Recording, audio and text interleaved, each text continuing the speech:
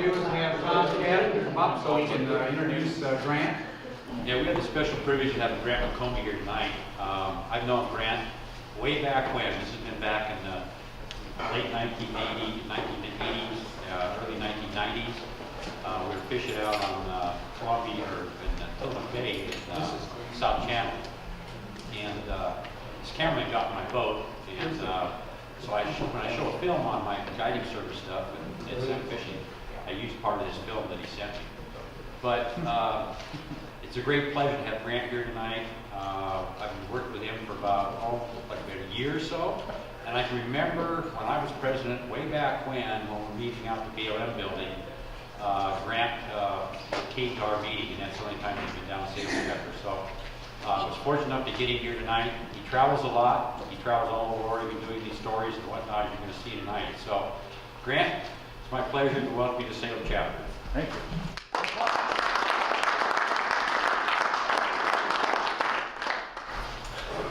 Well, this is a treat for me in a lot of different ways. I'm going to explain some of the reasons I'm really excited to be here. But before I do that, I want to introduce my partner in crime. Stand up, young man. This is Jeff Kastner, and he's the guy that makes all of this possible. Jeff has been working with me exclusively 5 years now. About 5 years. 2008, we started the Grant's Getaways, which leads me to my first acknowledgement. My second acknowledgement, my very first acknowledgement. Tom, I want to thank you for the invitation. We worked on getting this thing done for a while. Yeah, we did. And I appreciate it very much. Thank you. Thank you. And as I'm standing at the back of the room this evening talking with Tom about your chapter, it came back to me in a heartbeat. The last time I spoke here with this group was at John Hobson's invitation. And that's back in 1987 or 88. And I remember that distinctly because in those days, my father and John were really good friends and fished together an awful lot, particularly in Canada. And those of you that fish a lot and remember those days when the coho fishery was spectacular, to say the least. And John, of course, was that enthusiast that gave you no choice, but you will come and speak to my group, won't you, Grant? Those of you who remember John remember that enthusiasm. But I thank you, Tom, for the opportunity, which leads me to my second acknowledgement and my thanks. As many of you know and remember, I worked at KATU for many, many years. I started my career at KATU in 1983. And that came to a halt rather quickly, 5 years ago this month. And when the news department decided they wanted to go another way. And those of you who remember that, remember reading Bill Monroe and writing the articles he wrote and kind of following the drama, the soap opera of Grant's demise at KATU. And then, within a week, his resurrection. And no small thanks to the folks at iFish, particularly Jen Martin, who picked it up and was shocked and went with it, and the steelheaders and many other anglers who wrote about their frustration, some far more vocal than that, and the outpouring of appreciation.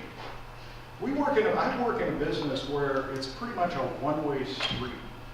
In other words, I stand in front of that camera, but I never really get a chance to reach out and shake hands and talk with people until we go out on the road and do that. But for the most part, I come into your homes, I'm invited into your homes, your studies or wherever, but I never really get to know people. And there was about a 2-week period in April of 2008 where I got to know you folks really, really well. And I appreciate so much, 5 years later, it stayed with me, how much I owe you. Because within a week of KATU's announcement through Bill Monroe, I had a phone call. And it was the news managers at KGW. We see that there are a lot of folks out there who like what you do. We'd like to have you come over here and do it for us. 5 years ago in May, June timeframe, so I began working for KGW. And it's funny how things work out. Life is this way sometimes. I'm sure it has been for you. The grass, you like to think, is always better, but you never really know. Well, as it turned out, it couldn't have been a better move. We're doing things at KGW that the management at KATU, even in my 22 years, would never have dreamed of doing. Specifically, we've grown from a weekly news segment and a podcast at Travel Oregon into a multi-agency partnership now with Oregon Department of Fish and Wildlife, the State Marine Board, Oregon State Parks, Travel Oregon, KGW, and we produce not only the news segments, but we now produce, and webcasts, but a weekly half-hour show that reflects the state of Oregon. So again, my thanks, not only for the invitation, but really for keeping what I do in front of people. I'm a firm believer that had it not been for the outpouring of support on iFish, thanks to people who followed us for all those years at K2, my career might very well have ended, and I wouldn't be here tonight, and I certainly wouldn't be doing stuff like this. So thank you for your support. Really, thank you. So what am I doing now? So we produce Grant's Getaways, and it's, as I say, a partnership, and we travel the state of Oregon. That's our mission. We travel each corner of the state of Oregon, and we've been at it for a while now. So when I made the decision as a younger man to get into this business of storytelling with the camera, I pretty much determined that there have been people that I had watched as a younger man growing up. I can remember Conway really well, as we all can. I can remember Gadabout and Gaddis. I can remember, I was just thinking about some of the other guys. Hobart Mans was another guy. I can remember those television shows, those programs, that took us somewhere in Oregon that we've never been before. And I was drawn to that. I was extremely drawn to going and visiting places and bringing those images back. So in the opening of this new book, I write a little bit, and I want to share this with you. I write a little bit about how I got started with this whole thing called Grant's Getaways. That started in 1988. So, God, we've been doing this for a quarter century, and that feels pretty good. So let me just read this to you very briefly. It's from the introduction of the book. Hey, kid. Yeah, you, McComie, get in here. I'll give you 5 minutes starting now. Alan Goldberg's shrill but demanding voice shot across a crowded newsroom 20 minutes before airtime on a hectic news day. I reacted to my boss's call out with both surprise and relief. Relief that I'd finally have a chance to pitch my kernel of an idea for a new approach to my storytelling assignments, and at the same time, I was struck with considerable shock because we were just minutes away from the start of the daily newscast. It's a time of day when the news managers seldom want to talk about new ideas unless the ideas directly affect the day's most important and culminating event, the 5 o'clock news. What do you want to call it? He shot back, his teeth firmly locked on a well-chewed cigar. Yes, a cigar, and yes, smoking in the newsroom was allowed in those days. Well, I offered a number of possibilities where the station's logo was firmly waved across the top, but he would have none of it. Why not name it after what you like to do? You're never around here much, huh? And it seems to me you're always getting away from it all, huh? So, Grant gets away? No. Grant goes away? No. Grant's getaways. I like that. It's easy to remember, and we'll run it each Thursday. And so, Grant's Getaways was born 26 years ago. And what a run it's been. Over the years, and after thousands of stories, I have often wondered during the early years of my storytelling career whether I was really getting away from the rush and the grind and the responsibility of the daily news schedule. Was I shirking the nagging journalistic responsibilities that we reporters feel are owed to our viewers? Or did I truly find more interesting stories about Oregon's people, places, and outdoor activities out there, somewhere else, in quiet and remote places where folks just go about their daily routines, and where I still think good stories are just waiting to be told? The truth is, I suspect it was probably a bit of both.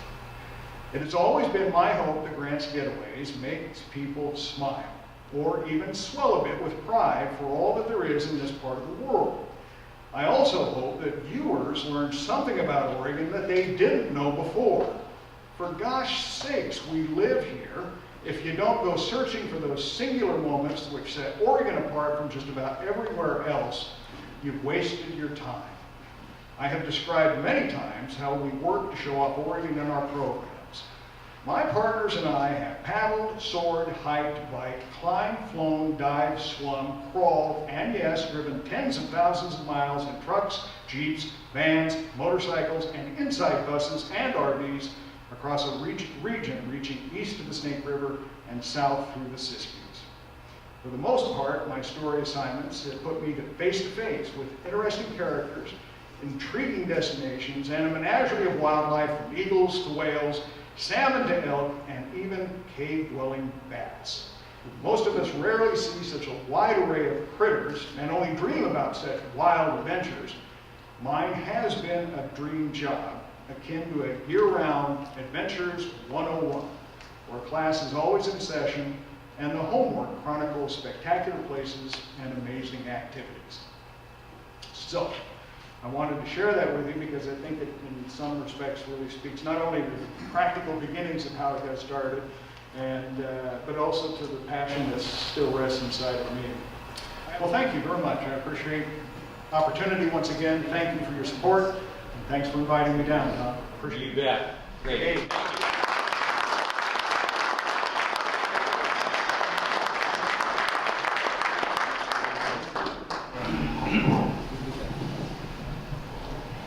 Well, that was terrific. You know, I can remember watching Jim Conway and Doug Lemire late at night, watching those fishing and hunting shows that they did, and traveling around the state.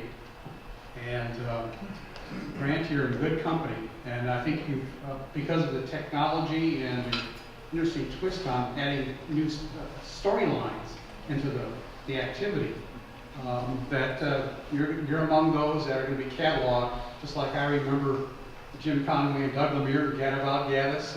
We're going to talk about Grant McComie as well. So thank you very much for your interest in your profession, and I just wish we weren't raffling off that book, because I don't think I'm going to win it, even though I've got some tickets. I'd like to take it home myself. Well, we're going to move into the raffle. Before we do, I just want to say I did have a chance to participate in that Coos Bay fishery a couple of years ago, and I did that just because my wife ran into a guide out of Roseburg, and he was flipping a coin in a sense to go between the Umpqua and Coos Bay. And when I fished with him, actually when we fished with him, he'd spent most of the season on the Coos Bays and the Coos River instead of the Umpqua. The Umpqua has a good run of fish. But because the runs have just been fantastic in Coos Bay, it's a tremendous fishery. That's where I learned about how they got all the fish as well. It's a fantastic story. It's about time the word got out. So it's a great story. Also to let you know, the 8 to 5 program, the Steelheaders have just recently completed a video to help newcomers to the 8 to 5 program, and there's a handbook going along with it. And so that'll be getting out, whereby we can then publicize it and get it to people in schools that don't have the program, so they can learn how to set up that program. So that's another one of those things that our staff has worked on at the association office, and working with ODF and WF and their STEP program.